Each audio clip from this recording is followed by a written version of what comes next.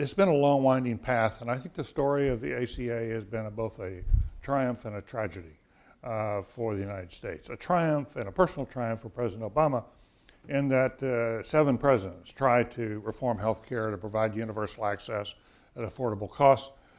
David Blumenthal is a co-author of an important book which traced out that history. And I recommend that to you. I worked for 2 presidents when we were trying to get universal health care. One was Richard Nixon, and we came very close, as Teddy Kennedy would argue. Kennedy looked back with regret that he didn't cut the final deal and get us there. And then I worked for the Clintons when Hillary Care went forward in 93, 94. And if you compare it to Obama, the President Clinton enjoyed a Democratic majority in both the House and the Senate and couldn't get his bill out of committee. And so for President Obama to come in similar situation and to get a bill not only out of committee but to be approved is a very significant accomplishment. It's a major legacy of his administration. And the fact that he got reelected when he was under some criticism about Affordable Health Care Act also, I think, underscores that he had a lot of support. He won, in effect, the politics in 2 great big showdowns.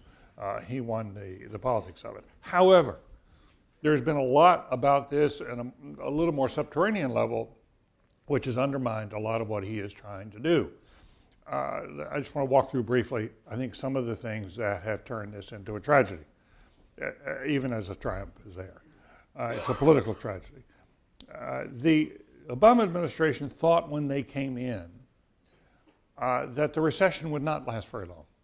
To use a George W. Bushism, they misunderestimated what we were facing. They thought it would probably end in year 1, and then they could come in year 2 when we're in the midst of recovery and do health care. And of course, they hadn't fully appreciated that we were in a financial recession as opposed to a more rose garden recession. Financial recessions, almost by definition, go along. They're deeper and longer, and they leave you with one hell of a hangover. And they hadn't foreseen that. I don't think they would have gone with health care as they did had they not had that calculation in their heads. That in turn led to a very, very difficult fight. The tragedy to me of the fight over the passage of the health care bill was this, that they got it passed, but they got it passed without any Republican votes. Now, when I was with the Clintons and Pat Moynihan, the dearly beloved Pat Moynihan and a mentor of mine, was chairman of the Senate Finance Committee. And he called me, he wrote me, sat down with me and said, David, whatever you do with Hillary Care, do not let it pass with just Democratic votes. It needs a supermajority. All the major social milestone legislation going back to the New Deal, starting with Social Security, has always been passed with supermajorities, 65 to 70 votes. You get both parties to buy into it, and that way, when both parties buy in, it's done as a political argument. Everybody understands this is now the law of the land, and the arguments are over how to fix it, not how to bring it down. And said, please don't allow this to go through without getting a supermajority. He sent me reams of things. If you look at Social Security, Medicare, Civil Rights 1 in 64, Civil Rights 2 in 65, tax reform in 86, all passed with supermajorities. The theory that he was pushing was it's the only way you can solidify support behind a major social change in this country. It's a very parallel to what happened on Brown versus Board of Education in the 1954 School Desegregation Act. And in that case, when the court was about to rule, the Chief Justice went around and ensured that he got every single vote on the court. So it was a 9-0 decision to desegregate the schools. It was because it was universal. I grew up in a white segregated South, and I can tell you, it would have been rejected out of hand if it had been 5-4. It made a major, major difference to settling the issue. The court has spoken. There is no chance of reversing this through the next election. And that's what, and the president, I think, felt that was the only way to get it passed. That was certainly the only way Nancy Pelosi and Reid thought they could get it passed. I wish they'd taken a little more time with it and gotten the Republicans on board. I think they could have done it with on the basis of malpractice. You could have cleaned that up some. You could have done it on, trying to put in more wellness provisions and health savings accounts and that sort of thing. I think you could have gotten some Republican votes. I think you could have gotten Lamar Alexander, and I could name several others, and it would have made a major difference. But it is what it is. And it passed, and because it passed, but it was also, it's such a big piece of the economy. And when you've got the other party opposed to it, it became a political football. And we're going to be struggling with this thing now for some time to come. And so look, they assumed once you got this passed, it would automatically, as people saw the benefits on health care, it would automatically become popular. That simply was not the case. And they didn't go out and put their shoulders to the wheel and try to sell this in a very affirmative way. He could have made, I think, the 2012 elections much more mandate about health care. I see this vote as a vote on whether you like this bill or not. And if he got all those votes in, he would have been able to go say, look, look how the people voted for this. They like this. Now, so I think he's not, I don't think he's done a good salesman-like job on it. The bigger issue to me right now is, because he's an insular figure, he has around him the people he brought with him from Chicago. And they're all very nice people. Valerie Jarrett's a first-rate individual, first-rate human being. But presidents who are big presidents understand you have to have more than the people from your group. I mean, Jack Kennedy understood when he went to Washington that he had to take more than the Massachusetts Mafia with him. He brought that with him. But he reached out and got Republicans to be a Secretary of Defense, Secretary of Treasury, the CIA director, and his national security advisor inside the White House. It was McGeorge Bundy for here. I mean, it was Dean over here at Harvard. He was a Republican.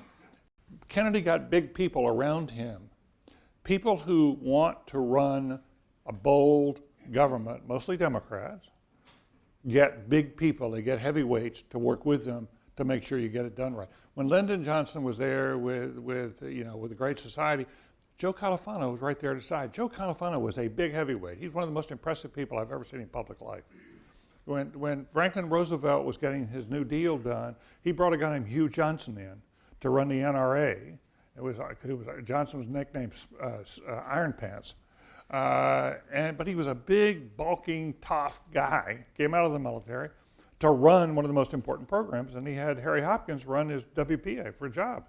And Harry Hopkins was very close to him and a big major figure. So, this president has not done that, and he's kept that Chicago coterie around him. He needs Tom Daschle in the White House. He needed him there to get it passed, try to get some Republican votes, and he sure as hell needed him there to get it implemented. I mean, the White House is in this strange position. They essentially have disempowered most of their cabinet officers. Most of the cabinet officers are treated like staff. The power is centralized in the White House on almost every issue. Hillary ran into this frustration. A lot of the stuff was pulled back into the White House when she was a Secretary of State. Hagel is experiencing some of this now. But anyway, they disempowered the cabinet officers, but they didn't put in place a strong group of people in the White House to run things. So there is no domestic counselor that you can look to like a Califano figure who would oversee this. And I think that just left them vulnerable to the kind of problems they've had on the rollout. By the way, David meant the other NRA, not the NRA that we think about. And let me ask you a micro and a first one got declared unconstitutional. Maybe we ought to do the second. Let's a micro and a macro thing about. Let's assume that advisor was you, and you were talking to Barack Obama. In the short term, Kathleen Sebelius is testifying in front of that congressional committee today, and I think you'll correct me if I'm wrong. Lamar Alexander, who you mentioned, has now been added to the chorus of people who say she's got to go. One, would that symbol make a difference, even if not with Congress, but with the American people? And number two, give him advice. Is this thing at risk? I know he's president for 3 more years, but the conventional wisdom, David, has been that once the American people see what they're getting out of the Affordable Care Act, they're going to like it so much that it'll be repeal-proof. Is that true, or is it at risk at the end of an Obama presidency? I think it's one heck of a lot more at risk today than it was 3 weeks ago, 4 weeks ago, when we started. Had there been no glitch, no series of glitches, there had been small things, but no series of glitches, and in particular, if we hadn't had these cancellation problems come out of nowhere, I think it would be home free. But because they don't have the votes to stop it now, unless they get this stuff fixed pretty quick, you do have a situation where some Democrats who are running for re-election in 2014, especially for the Senate, look at Joe Manchin in West Virginia. He's going to be under a lot of pressure to join a coalition of Republicans saying maybe this thing isn't ready for prime time. Even Jean Shaheen in New Hampshire. Even Jean Shaheen started circulating the letter saying we ought to put off the individual mandate. She got I think she got 7 Democrats on that letter, didn't she? 7 Democratic senators. And Jean is a very level-headed person, as you know. I mean, that's a weather vane. I mean, she's not a big lib. And I think she's been a good senator. So I don't think we quite know yet. I think if they get the problems fixed with the computers, and they get this calmed down a little bit, so there are a lot of people getting their cancellations right now who don't know if they qualify for subsidies. And if more than half of them qualify for subsidies, this issue could also, I think could get tamped down pretty quickly. But you got to get people have got to know where they are and not feel like they've been lied to. And you got a lot of middle-class single women and guys who feel like their premiums are going way up. They don't have subsidies. They don't know what their subsidies are. They can't get in to the network to even figure out where they stand. That could add a lot of fuel to the fire to say maybe we ought to put this on hold and get this stuff straightened out before we roll it out, and that would be very damaging.